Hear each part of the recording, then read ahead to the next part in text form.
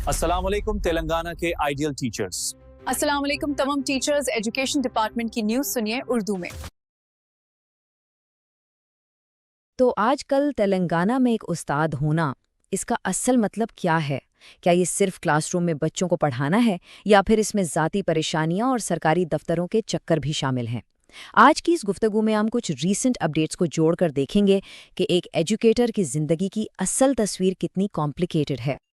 اچھا، تو اس پوری پکچر کو سمجھنے کے لیے ہمیں کلاس روم سے باہر نکلنا پڑے گا۔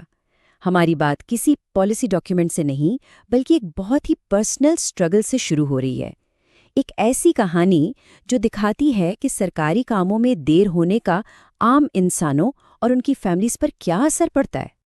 ذرا سوچیں ان والدین کے بارے میں، وہ کوئی خاص فیور نہیں مانگ رہے، بس ایک سمپل ٹرانسفر چاہتے ہیں تاکہ اپنے بچوں کو وہ میڈیکل کیئر دلا سکیں جس کی انہیں سخت ضرورت ہے۔ لیکن ہو کیا رہا ہے؟ ان کی ایپلیکیشنز فائلوں کے ڈھیر میں کہیں گم ہیں، اور اس سب میں ان کے بچوں کی صحت خطرے میں ہے۔ ہیلتھ ڈپارٹمنٹ کی ایک امپلائی نے جو کہا وہ سنیے ذرا، میرے بچے کی حالت دن بدن بگڑ رہی ہے، ہم نے ہر سرٹیفکیٹ ہر پروف جمع کرا دیا ہے، پھر بھی ہماری فائلیں آگے ہی نہیں بڑھ رہیں۔ دیکھیں، یہ صرف ایک فیملی کی کہانی نہیں ہے، یہ ایک ریمائنڈر ہے کہ ہمارے اساتذہ اور دوسرے سرکاری ملازمین اپنی پروفیشنل ڈیوٹیز پوری کرتے ہوئے اپنے اوپر کتنا ذاتی بوجھ اٹھائے پھرتے ہیں۔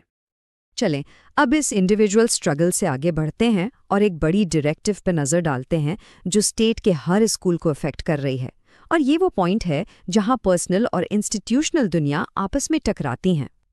اور یہ صرف کوئی رنگ روگن کی بات نہیں ہو رہی، یہ جو اسپیشل کیمپین 5.0 ہے یہ ایک بہت بڑا پلان ہے۔ اس کا مقصد ایک ایسا لرننگ انوائرمنٹ بنانا ہے جو صرف صاف اور سیف ہی نہ ہو بلکہ ہر بچے کے لیے آپ کہہ لیں انسپائرنگ اور انکریجنگ بھی ہو۔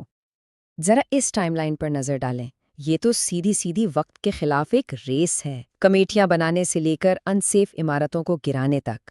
اسکولوں سے کہا جا رہا ہے کہ بس کچھ ہفتوں میں سب کچھ بدل دیں۔ پریشر بہت زیادہ ہے اور ظاہر ہے ریزلٹس بہت امپورٹنٹ ہیں۔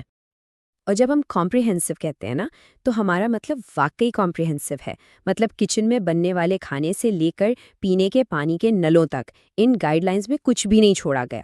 یہ اچھی بات ہے، گورنمنٹ کا کمٹمنٹ دکھاتا ہے اسٹوڈنٹ سیفٹی کے لیے، لیکن اس سے پہلے سے مصروف اسکول سٹاف پر ذمہ داری کی ایک اور لیئر بھی تو آ جاتی ہے۔ لیکن بات صرف سیفٹی اور صفائی پر ختم نہیں ہوتی، اسکولوں پر اور بھی بہت ڈیمانڈز ہیں۔ ایک پوری ایڈمنسٹریٹو اور فائنینشیل ذمہ داریوں کی دنیا ہے جو اکثر ہمیں نظر نہیں آتی، لیکن ایک اسکول چلانے کے لیے وہ اتنی ہی ضروری ہے۔ یہ دیکھیں، یہ ایک کلیئر ریمائنڈر ہے کہ اسکول صرف پڑھائی کی جگہ نہیں ہے بلکہ فائنینشیل آبلیگیشنز والے ادارے بھی ہیں۔ کمرشل ٹیکس ڈپارٹمنٹ کا یہ نوٹس صرف ایک چھوٹا سا ایگزامپل ہے اس پیپر ورک اور لیگل ریکوائرمنٹس کا جن سے اسکول ایڈمنسٹریشن کو روزانہ ڈیل کرنا پڑتا ہے۔ تو جب ہم یہ ساری لسٹ دیکھتے ہیں تو ایک سوال ذہن میں آتا ہے، اس سب کے بعد اصل کام کے لیے یعنی اسٹوڈنٹس کو پڑھانے اور گائیڈ کرنے کے لیے کتنی انرجی اور ٹائم بچتا ہوگا؟ یہ آج کی دنیا میں ایک ایجوکیٹر ہونے کا وہ ہڈن کریکولم ہے جو کسی کتاب میں نہیں پڑھایا جاتا۔ اچھا، ابھی تک ہم نے اسکول کے اندر کے چیلنجز کی بات کی، اب ذرا زوم آؤٹ کرتے ہیں اور اب بگر پکچر کو دیکھتے ہیں، کیونکہ نیشنل اور اسٹیٹ لیول پر کچھ بڑی تبدیلیاں ہو رہی ہیں جو ایجوکیشن کے فیوچر پر بہت گہرا اثر ڈالیں گی۔ اور یہ ایک بہت بڑی ڈیولپمنٹ ہے۔ 8th سینٹرل پے کمیشن جو ہے یہ صرف سیلری بڑھانے کا معاملہ نہیں ہے، یہ گورنمنٹ جابز کی ویلیو اور سٹیٹس کو ری ڈیفائن کرنے کے بارے میں ہے، اور اس کا اثر پورے ایجوکیشن سیکٹر پر محسوس کیا جائے گا۔ یہ کمیشن ہر 10 سال میں ایک بار بنتا ہے اور سینٹرل گورنمنٹ امپلائیز کی تنخواہیں اور پرکس وغیرہ ریکمینڈ کرتا ہے۔ لاکھوں اساتذہ کے لیے اس کمیشن کی ریکمنڈیشنز ان کی فائنینشیل کنڈیشن اور کوالٹی آف لائف میں ایک بہت بڑی امپروومنٹ لا سکتی ہیں۔ تو یہ ایک پروفیشن کے لیے امید کا لمحہ ہے، ایک ایسا پروفیشن جسے اکثر نظر انداز کر دیا جاتا ہے۔